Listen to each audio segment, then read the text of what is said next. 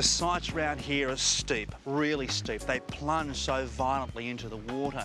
And getting the balance right in a house design where you want to feel safe and secure while constantly standing on the precipice of nature can be a tricky thing. Some architects get so excited they end up building showpieces for themselves, sculptures in the landscape, structural edifices that don't relate to their client.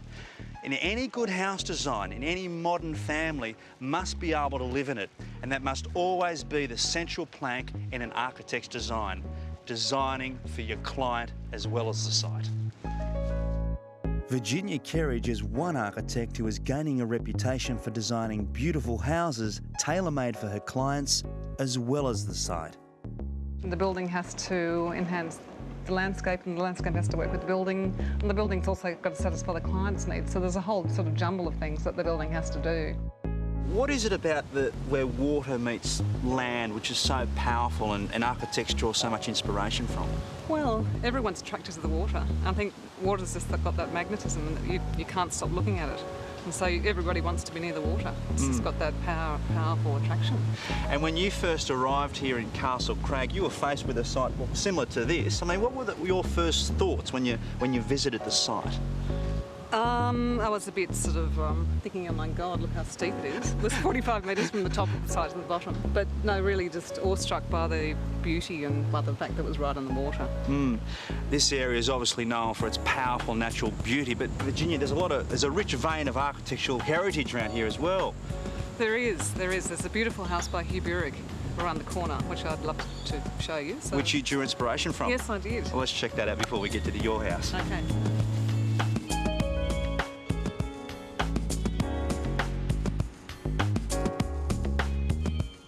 Now, Virginia, this area is so rich in all sorts of architectural history. Where are you taking me? This is past a house by Hugh Burrick, which is my absolute favourite house in Sydney. Wow. And it's a little jewel. It's special, isn't it? Yeah. Why has this had such an effect on you, this type of house? Well, it's really not a house. It's a living sculpture that you live in. And it's just, I sort of marvel at the fact that someone actually built this and that the council approved it. And gives you hope. It's still here, and it's still one of the best houses in Sydney. And of course, this area is also known for its Walter Burley griffins as well. Yeah, so it's got a bit of an architectural heritage, the area. So I guess the Walter Burley Griffin houses started that.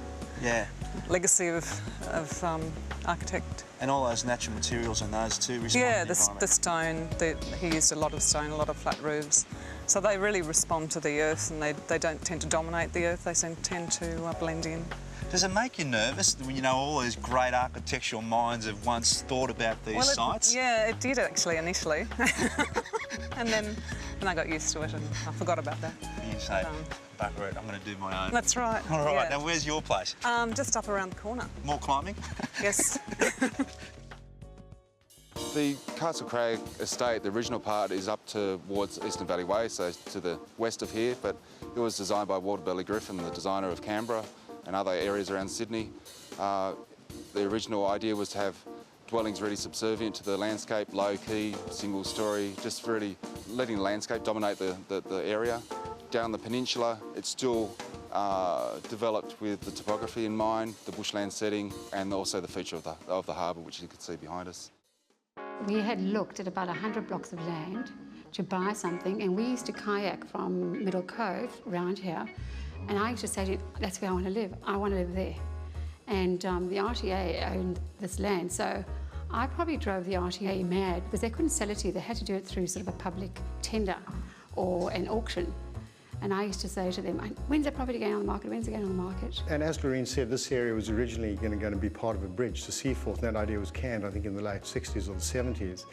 And when we actually bought the place at the auction from the RTA, and after the auction, I was in kind of a state of, you know, nervous wreck. And we went around, Green knew the RTA people, she'd been dealing with them, and I was introduced to them for the first time. The guy said, well, you bought a nice piece of land, there's an old house, so what are you going to do? I said, I'm going to build a bridge to Seaforth. All right, Virginia, it's been a bit of an adventure getting here, but I sense we're getting close. We are. We're getting very close. The place is just here, actually.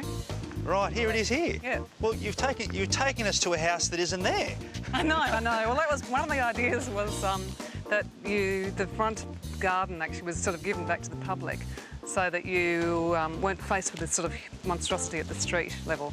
So the idea here was that you look over the top of the house and you can still enjoy that beautiful water view. Absolutely. So, because the rest of the street you're actually blocked by the other buildings, but here you've been very courteous to everyone walking by. That's right, yeah. So by dropping it down, then we can see right across to the other side, and we can just see the development and the houses littered all over that headland. But this house is special because it goes all the way from the street all the way down to the water. It does, and it's a very long way too. All right, maybe we should get started. Yeah. So this is an interesting thing though, it's a different palette already, a different mixture of materials. Yeah, well the sandstone picks up, I mean there's a lot of sandstone in the Castle Crag area, so that was one material that was used mainly in landscaping, but and in these very low walls which are a bit reminiscent of some of the Burley Griffin houses. So there's little elements that sort of do tie into the overall kind of area of Castle Crag.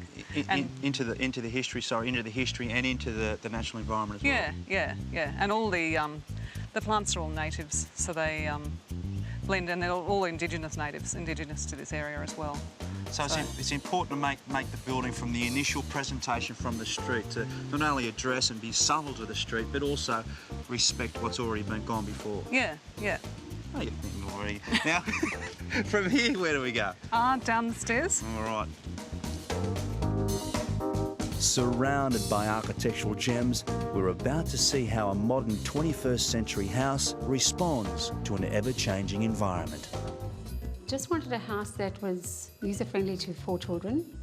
Wanted an architect-designed house. Still had to find the architect. We had met Virginia. She had done a few houses. And we had an architect living in our street. And it was quite an easy process in that we decided early on that we'd hire 3 architects, get them to do the concept drawings, give them the same 20 points. And Virginia's original concept drawing was the house that we built. Not a change. Okay, entering the castle. Here we are. This is a wonderful little view here, isn't it, with all the intersecting planes? It is. You get a view through that floating roof of there's a slot of water through there and another sort of slot here. Right, and the floating roof on the left and the cantilever here. Yeah. It increases that sense of drama, and sort of this cantilever creates this incredibly high space, which gives it sort of great feeling as you enter the place. And it also helps define this entry even more. It does. Now, I sense we're descending into somewhere which has been one of the keys to the plan, Virginia? Well, this area was designed to be an alternative outside area for the kids and also a sort of entrance courtyard, allowing a bit of negative space at the entry. It's also like another space to be in if the wind's blowing too hard at the front. You get a bit of protection here. And it's almost a second sense of arrival too, isn't it? You're down here it is. And it's a sort of fully public and then like a semi-public entrance. Yeah. And from here, a little bit of sculpture. That's right. It's not one of your efforts, is it? No, it's not one of mine. It's by a friend of mine, Catherine Stack. And it's based on the glass is based on a blowerfish under the microscope, which is one of the local fish. Right. She researched the area. Oh, very aquatic thing, isn't it? This end, what have we got here? That's the kids' rumpus area. Yeah. So that's designed so they can make lots of noise in there. They can watch all their DVDs and shut the door and the sound won't sort of disturb anyone else. So they can go in there and play to their heart's content. So I'd imagine once you've been invited down here, you're almost inside. You're almost into the inner sanctum, but not quite.